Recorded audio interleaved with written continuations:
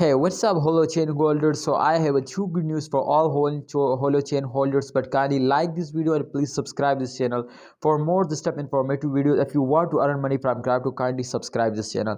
My friends, Holochain price is increasing from last 7 days. As you can see, at 5.38%. But definitely, my friend, in those days, every coin were very badly falls down. And also, my friend, at the end of month, holders are starting selling, so the coin will dumps down. So therefore, this is the very good news, my friends. So this time the average is also going positive, 5.38%.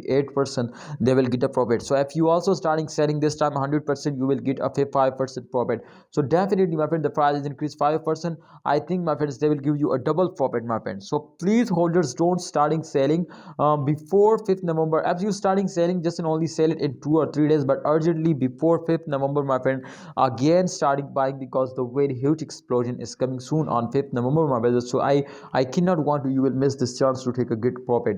So therefore I will notify you to my friend, experts predicate this coin. Experts, my friend, also predicate this coin, and the CEO also say this, my friends, to in upcoming time we are going to collaboration, and I also predicate this coin, and I also do a technical analysis.